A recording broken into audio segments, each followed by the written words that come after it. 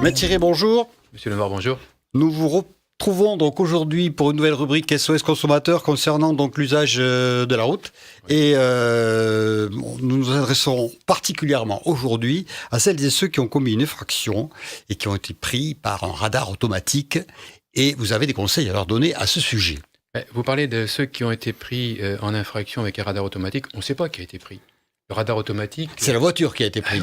Ah oui. Il y a une photo. Oui. Et souvent, les photos sont prises de l'arrière. Pourquoi ? C'est parce qu'on prend de l'arrière les plaques d'immatriculation des motos. Il n'y a pas de plaque à l'avant. Bien sûr. Voilà. Donc, vous recevez un PV chez vous, et puis c'est la voiture qui est en infraction. Et on vous dit, il faut que vous payiez, parce que si vous payez tout de suite, vous paierez moins cher. Alors que plus tard, ce sera beaucoup plus cher. Mais il faut faire attention à ça, parce que si vous payez tout de suite, vous perdez vos points. Vous perdez des points. C'est-à-dire qu'il n'y a plus de recours après possible à ce niveau-là. C'est cela. Et surtout, il faut retenir qu'il n'y a aucune obligation de dénoncer qui que ce soit, même votre grand-mère, personne, même vous.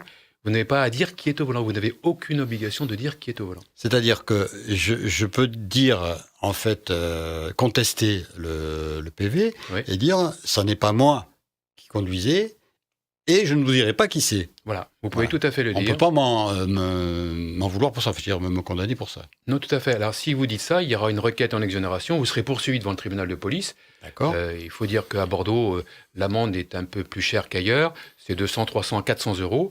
Mais vous n'aurez qu'une amende à payer. Vous n'aurez pas de perte de points. D'accord.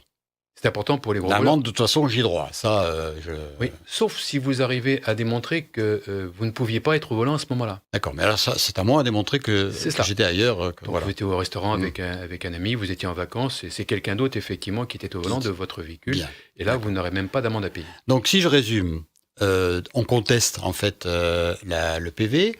Il y a un formulaire pour ça. Oui, une requête en exonération, tout à fait. Voilà. Et ensuite, on est convoqué au tribunal. C'est ça. Okay. Là, on sait qu'on va sans doute payer une amende, sauf à prouver, comme on l'a dit. Mais par contre, c'est là que c'est important, peut-être de venir avec un avocat, un conseil, qui va pouvoir plaider le dossier pour éviter la perte de points. Il n'y aura de toute façon pas de perte de points si vous êtes convoqué simplement en tant que redevable pécuniaire. Et je rappelle que c'est valable pour l'excès de vitesse, pour les stops, pour les feux, les distances de sécurité, le téléphone au volant. D'accord. Donc, licence de sécurité, téléphone au volant, stop, feu rouge. Bon, ce sont des grands classiques quand même. Tout à fait. Voilà. Donc, que ça ne vous empêche pas pour autant de bien appliquer le code de la route, puisque en fait, nos conseils, ce sont vraiment après, quand c'est trop tard, qu'est-ce qu'on peut faire, mais on vous engage évidemment à respecter le code de la route. Merci Jacques, à la semaine prochaine. Merci Monsieur Lenoir.